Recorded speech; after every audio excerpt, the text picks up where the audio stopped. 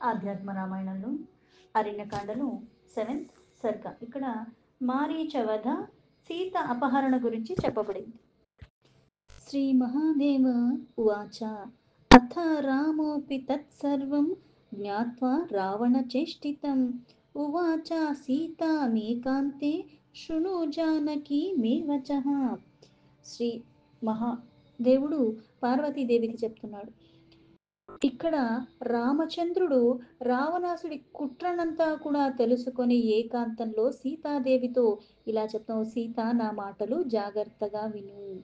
రావణో భిక్షురూపేణ ఆగమిష్యతి తే అంతికం త్వం తు ఛాయాం త్వధాకారాం స్వాపయిత్వోట జీవిష.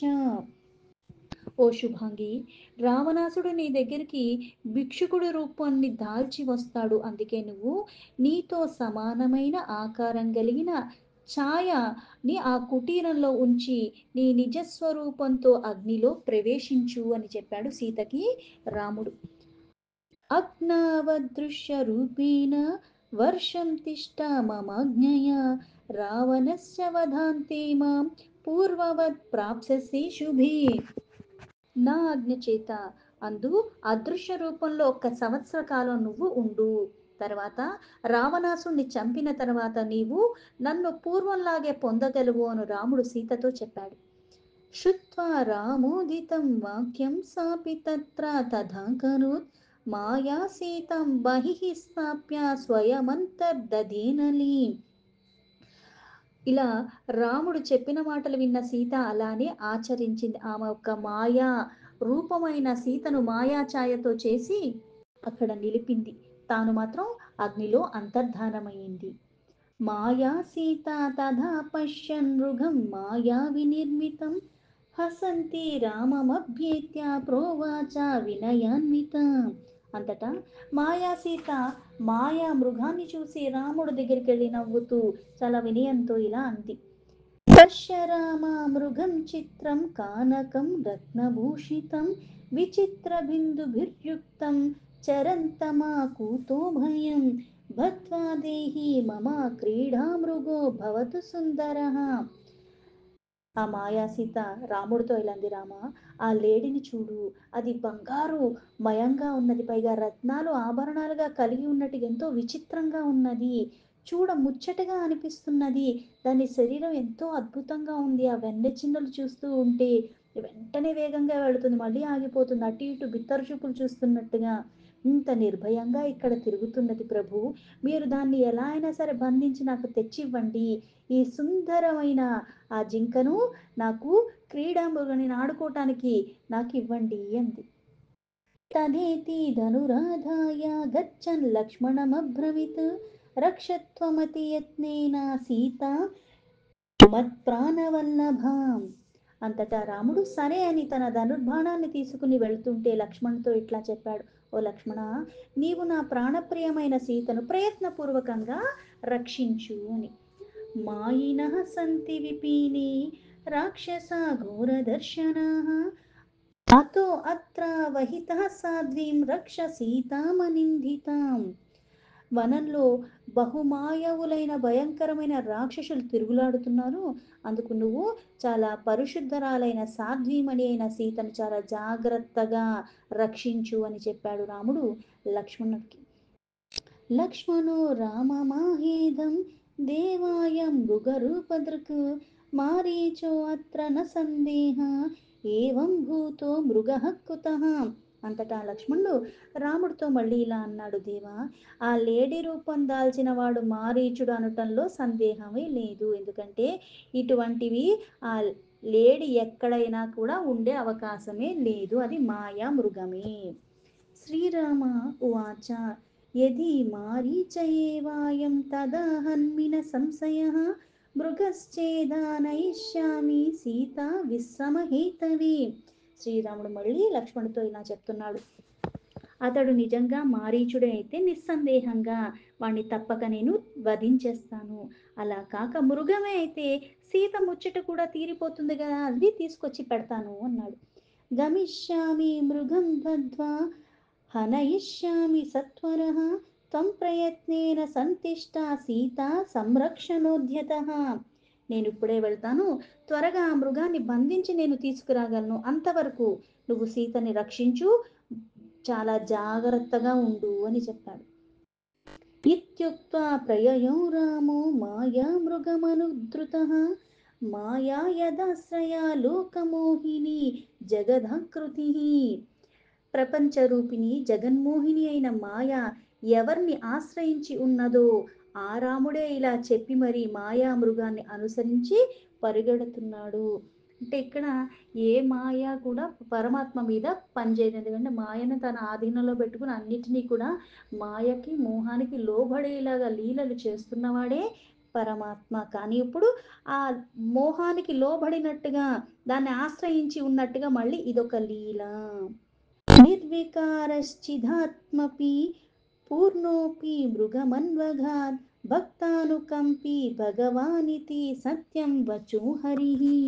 అతడు నిర్వికారుడు, చిదాత్మ స్వరూపుడు, సర్వవ్యాపకుడు అయి ఉండి కూడా ఒక సాధారణ మానవుల్లాగా మాయా మృగం వెనుక పరిగెడుతూ దీనివలన భగవానుడైన హరి భక్తవత్సలుడైన సత్యమని తెలియచేస్తున్నాడు. మారీచుని భక్తికి పరిపూర్ణం చెయ్యటానికి ఆ స్వామి స్వయంగా వెళ్ళాడలాగా. కర్తుం సీతా ప్రయార్థాయ జానన్నపి మృగం యయౌ అన్యథా పూర్ణకామస్య రామస్య విదితాత్మనః.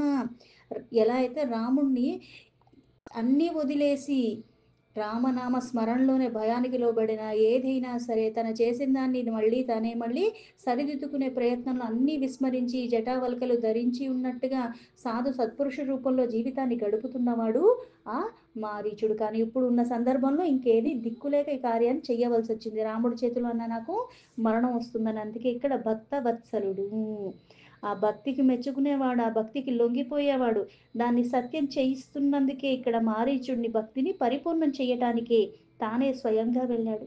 రాముడి వలన తనకు మరణమే మేలని భావించిన మారీచుడిని రాముడు తన భక్తునిగా స్వీకరించాడు. అందుకే అతని మాటలను సత్యం చెయ్యదలిచాడు. అందుకే ఈ మృగ రూపంలో ఉన్నది మారీచుడిని తెలిసి ఉండి కూడా పైకి మాత్రం సీతని ఆనందింప చెయ్యటానికే మృగాన్ని వెంటబడుతున్నట్టుగా అలా వెళ్ళాడు రాముడు.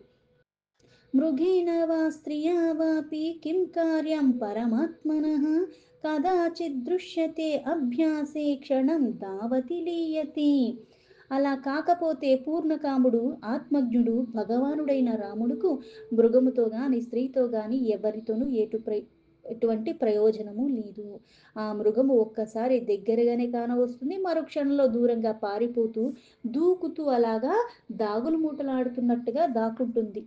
దృశ్యతే చ తతో దూరాదేవం రామమపాహరన్ తతో రామోపి విజ్ఞాయ రాక్షసో అయమితి స్ఫుటం. మరలా చాలా దూరంగా కనబడుతుంది, మళ్ళీ కాసేపు దగ్గరగా, కాసేపు మొత్తానికి కనిపించకుండా. ఈ విధంగా అది రాముణ్ణి చాలా దూరం ఆశ్రమం నుంచి తీసుకెళ్ళిపోయింది. అంతటా రాముడు కూడా తెలిసి అంత దూరం కూడా వెళ్ళాడు. వివ్యాధ శరమాధాయ రాక్షసం మృగరూపిణిం పపాత రుధిరాక్త్వస్యో మారీచః పూర్వరూపదృక్. మారీచుడే రూపాన్ని దాల్చాడని రాముడికి స్పష్టంగా అయినప్పటికీ కూడా ఆ రాక్షసుపై ఒక్కసారిగా ఇప్పుడు సమయం ఆసన్నమైన కారణంగా ఒక బాణాన్ని వదిలిపెట్టాడు. ఆ బాణం తగలగానే రాక్షసుడు తన ప్రాణాల్ని ఇలా వదిలే స్థితికి చేరుకున్నాడు. నెత్తురు కక్కుతూ అలా వెంటనే తగిలిన వెంటనే గురి తప్పదు రాముడి బాణం. నేలపైన పడిపోయాడు మారీచుడు. హతోస్మి మహాబాహో త్రాహి లక్ష్మణ మాం ధృతం ఇత్యుక్త్వా రామవద్వాచ పపాత రుధిరాసనః. బాణం తగలగానే రక్తం స్రవించిపోతుంది. ఆ రాక్షసుడు రాముడి యొక్క గొంతుతో దాన్నే మళ్ళీ అనుకరించి వెంటనే ఆ స్వరంతో హే చంపబడ్డాను మహాబాహు లక్ష్మణ నన్ను వెంటనే రక్షించు అంటూ అరిచి నేల కూలిపోయాడు. ఎన్నమాజ్ఞోపి మరణే స్మృత్వా తత్సంజ్ఞామాప్నుయాత్ కిముత్తాగ్రే హరిం పశ్యంస్తేనైవ నిహతో సురః. మరణ సమయంలో పరమాత్మ నామాన్ని స్మరించినంతనే అజ్ఞానులు కూడా ఆ స్వామి అందే లీనమైపోతారు. ఎప్పుడు జీవితాంతం నువ్వు ఎటువంటివి చేసినప్పటికీ కూడా మరణకాలంలో మళ్ళీ నీ మనసు దేని మీద ఉందో, నువ్వు ఏది ఉచ్చరిస్తున్నావో, దేని గురించి ఆలోచిస్తున్నావో దాన్నే నువ్వు పొందుతావని భగవద్గీతలో కూడా చెప్పబడింది. అంటే ఆలోచన దేని మీద ఉందో అదే మళ్ళీ నీ ఇంకో జన్మకి మళ్ళీ ఆ జన్మలో కూడా నువ్వు చేసే వాటికి మూలం అవుతూ ఉంటుంది. ఒక కర్మే ఇంకో దానికి మూలము. ప్రతిదానికి కర్మే మూలము. మంచి చేస్తే మంచి, చెడు చేస్తే చెడు. ఏది చేస్తున్నప్పటికి కూడా సర్వము పరమాత్మకే సమర్పణ భావంతో నువ్వు అన్నీ సమర్పణ భావంతో చేస్తూ పోయి మళ్ళీ నీకు ఏది లభించినా అది మళ్ళీ పరమాత్మ ఒక మహాప్రసాదంగా భావించి స్వీకరిస్తూ ఉన్నవాళ్ళు కర్మలు చేస్తూ కూడా కర్మ బంధనాల్లో చిక్కుకోరు. ఇక్కడ మరణ సమయంలో పరమాత్మ నామాన్ని స్మరించినంత మాత్రానే అజ్ఞానులకు ఎలా అయితే ఆ పరమపదం లభించేస్తుందో అలాగే ఈ స్వామి యందు లీనమైపోతారు. అలాగే ఈ శ్రీహరిని చూస్తూనే ఆయన చేతుల మీదుగా మరణించిన రాక్షసుడైన మారీచుడు కూడా ఇంకా ఆ పరమపదమే పరమాత్మ యందే లీనమైపోతాడు. తద్దేహాదుత్థితం తేజః సర్వలోకస్య పశ్యతః రామమేవ విశద్దేవ విస్మయం పరమం యయుః. ఆ శరీరం నుంచి వస్తున్న తేజస్సు సకల లోకవాసులు కూడా చూస్తుండగానే శ్రీరాముడి యందు లీనమైపోయింది ఆ తేజస్సు. ఇది చూసి దేవతలు పరమ ఆశ్చర్యానికి కలిగజేసి వాళ్ళందరూ ఆశ్చర్యంలో ఉండిపోయారు. కిం కర్మ కృత్వా కిం ప్రాప్తః పాతకీ మునిహంసకః అథవా రాఘవస్యాయం మహిమా నాత్ర సంశయః. వారు ఆహా, ఈ మునిజన హింసకుడు పాపి నిశాచరుడు ఎంతటి దుష్కర్మలు చేసి ఉన్నప్పటికీ కూడా ఆయనకి ఉత్తమ గతి పొందాడు కదా. నిస్సందేహంగా ఇది రామచంద్రుడు యొక్క పరమ కరుణ కాకపోతే అతనికి మహిమ కారణంగా ఇలా చెయ్యగలిగాడు లేకపోతే ఈ గతి కలిగేది కాదు అతను చేసిన దుష్కర్మల కారణంగా. రామబాణేన సంవిద్ధః పూర్వం రామమనుస్మరన్ భయాత్ సర్వం పరిత్యజ్య గృహ విత్తాదికం చయత్. రామ బాణము తగలక మునిపే కూడా అతడు భయంతో రాముణ్ణే స్మరిస్తూ ఉన్నాడు. ఆ గృహాధికములు అన్నీ కూడా వదిలిపెట్టేశాడు. హృది రామం సదా ధ్యాత్వా నిరుద్ధా శేషకల్మషః అంతే రామేణ నిహతః పశ్యన్ రామమావాప సహ. ఇంతకు ముందు కూడా రాముడు బాణాలు తగిలాయి కానీ అప్పుడు మరణించలేదు. ఎందుకు అంటే బాణంలో అది లేక కాదు, రాముడి సంకల్పంలో అది లేక మరణించలేదు. ఈ కార్యం చెయ్యవలసిన వాడు చేసే సమయం వరకు కూడా ప్రాణాలు నిలిపాడు రాముడు. అందుకే ఇప్పుడు తగలంగానే వెంటనే మరణస్థితికి వెళ్ళిపోయాడు. హృదయంలో రాముణ్ణే సదా ధ్యానిస్తున్నవాడు మారీచుడు. అనంత దోషాల్ని తొలగించేది ఆ నామస్మరణ. మరణ సమయంలో కూడా ఆ రాముడి చేతనే వధింపబడ్డాడు.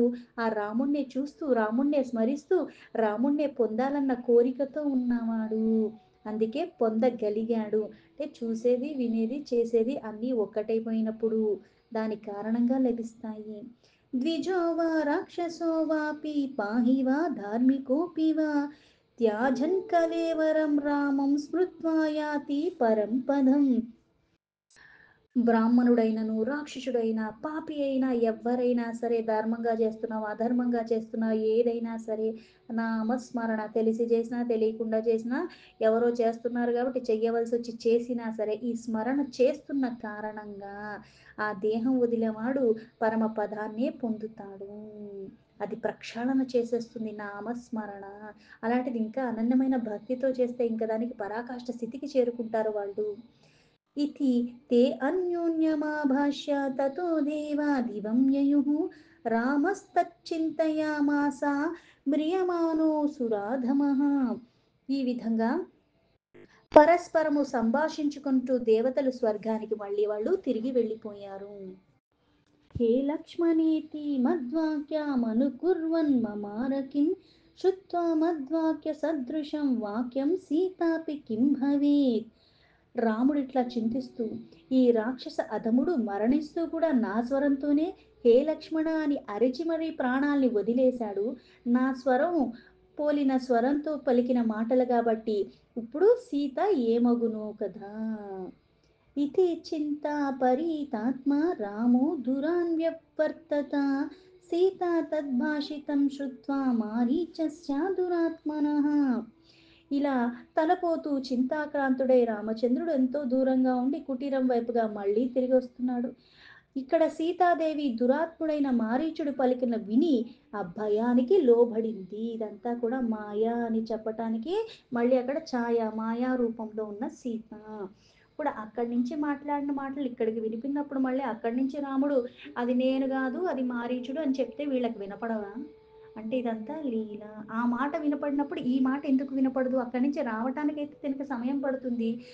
ఇక్కడ మరణించింది నేను గాదని చెప్పాలి గదా! లీలలో భాగమే అంతా. భీతాతి దుఃఖ సంవిఘ్న లక్ష్మణం ద్విధమబ్రవీత్ గచ్చ లక్ష్మణ వేగేన భ్రాతా తే అసుర పీడితః. ఇలా కుటీరం వైపుగా తానొస్తున్నాడు. ఇక్కడ సీతాదేవేమో దురాత్ముడైన మారీచ పలుకులు విని అది నిజంగా రాముడే పలుకుతున్నాడేమో అని భయానికి లోబడింది. దుఃఖం చేత బాధతో లక్ష్మణుడితో మళ్ళీ మళ్ళీ అంటుంది, లక్ష్మణ నువ్వు చాలా త్వరగా వెళ్ళిపో అక్కడికి. నీ సోదరుడైన రాముడు ఆ రాక్షసుల చేత కష్టాలు పొందుతున్నాడు. అందుకు నువ్వు త్వరగా అక్కడికి వెళ్ళు అని లక్ష్మణుడితో చెప్తుంది సీత. హే లక్ష్మణేతి వచనం భ్రాతుస్తేన శృణోషి కిం తామాహ లక్ష్మణో దేవి రామవాక్యం న తద్భవే. నీవు నీ సోదరి యొక్క మాటలు ఏవైతే హే లక్ష్మణ అన్న వాక్యాన్ని వినలేదా? ఆయన అంతలాగా దీనంగా అరుస్తుంటే అవి నీ చెవిన పడలేదా? నువ్వెందుకు వెళ్ళట్లేదు? అవి రామచంద్రుడు మాటలే కదా అని. యః కిచ్చిద్ రాక్షసో దేవి మ్రియమాణో అబ్రవీత్వచః రామస్త్రైలోక్యమపి యః క్రుద్ధో నాశయతి క్షణాత్. అప్పుడు లక్ష్మణుడు మళ్ళీ సీతాదేవితో ఇలా చెప్తున్నాడు, దేవి ఆ వాక్కులు శ్రీరామచంద్రుడివి కావు. ఎవరో ఆ రాక్షసుడు చనిపోతూ ఆ మాటలు రాముడు స్వరంలో తను పలికాడు. శ్రీరాముడు కోపానికి లోబడితే ఈ ముల్లోకాలు కూడా ఒక్క క్షణం కూడా సంపూర్ణంగా నిలవలేవు. ఎందుకంటే ఒక్క క్షణంలో ముల్లోకాల్ని కూడా నశింప చేయగలిగిన సమర్థత కలిగి ఉన్నవాడు శ్రీరాముడు. सकदं दीनवचनं भाषते अमरपूजितः क्रुद्धा लक्ष्मणमालोक्य सीता बाष्पाविलोचना. దేవవందితుడైన శ్రీరాముడు ఇలాంటి దీన వచనాలు పలకడు, అలా పలకాల్సిన అవసరం కూడా రాదు అని బదులు ఇచ్చాడు లక్ష్మణుడు. అప్పుడు సీత మళ్ళీ ఆ కన్నుల్లో నీరు వచ్చేస్తున్నాయి, బాధ వచ్చేస్తుంది, కోపం అన్నీ కలుపుకుని లక్ష్మణుతో మళ్ళీ ఇలా మాట్లాడుతుంది. ప్రాహ లక్ష్మణ దుర్బుద్ధే భ్రాతుర్వ్యసనమిచ్చసి ప్రేషితో భరతేనైవ రామనాసాభికాంక్షిణ. నువ్వు లక్ష్మణ సోదరుడు ఆపదలో ఉంటే నువ్వు అసలు ఏమీ చెయ్యట్లేదు. అంటే నువ్వు నిజంగానే ఆయనకి ఆపద కావాలి, ఆపదల్లోనే చిక్కుకోవాలని కోరుకుంటున్నట్టుగా నాకు అనిపిస్తుంది. నువ్వు దుర్బుద్ధితో ఉన్నావు. రాముణ్ణి ఇలా వధించాలని నిన్ను భరతుడే పంపాడేమో, భరతుడు నువ్వు కలిసిపోయి ఇదేదో పన్నాగం చేస్తున్నారేమో అని నాకు అనిపిస్తూ ఉన్నదని సీత చెప్పింది. దీంతో ఆధ్యాత్మ రామాయణంలో అరణ్యకాండలో 7th సర్గాను 32 శ్లోక సంపూర్ణం.